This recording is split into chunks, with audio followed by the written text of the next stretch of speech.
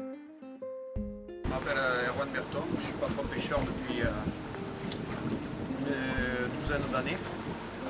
J'ai deux bateaux, un bateau pour la mer et un bateau pour la lagune, pour l'étang. La mer, j'utilise principalement les palangres à la belle saison, tous les mois de juin, juillet, août et septembre. Et après c'est du filet maillant, type trémaille la plupart du temps. De plus en plus rarement des nappes droites, sauf pour le merlu et pour le maquereau. Et ensuite on travaille le casier, un petit peu le courre-coupe. Je ne travaille pas le courre-coupe l'été en raison de la période de ponte.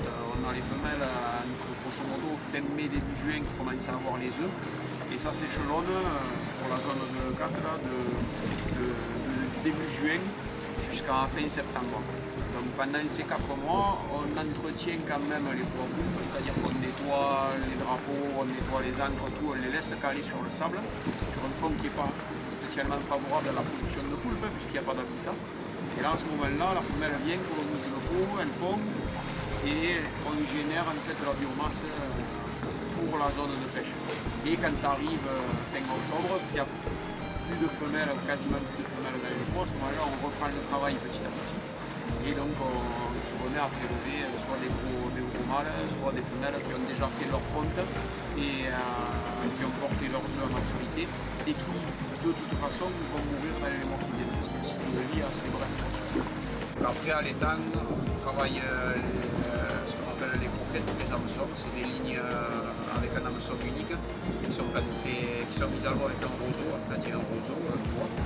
Donc ça, on travaille ça pour pêcher le loup exclusivement, on recherche que ça. Je travaille un petit peu le palangre pour la dorade. C'est assez compliqué parce qu'il y a beaucoup d'herbiers, donc il faut vraiment bien connaître le fond pour arriver à se promener entre les herbiers et essayer de ne pas trop mettre les appâts dans les algues.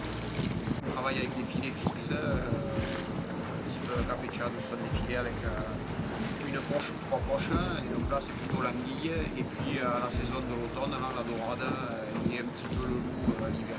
Au Lyon, ça permet en fait d'avoir un cahier des charges assez strict, qui nous impose d'avoir la glace à bord, des bailles, le poisson est mis à bord, émaillé de suite, ou défait des palangres de suite, mis au froid immédiatement. Une fois qu'on arrive à quai, il est mis en bac, filmé, glacé, la chaîne du froid n'est jamais rompue. On a un produit de qualité A ou extra dans 99% des cas.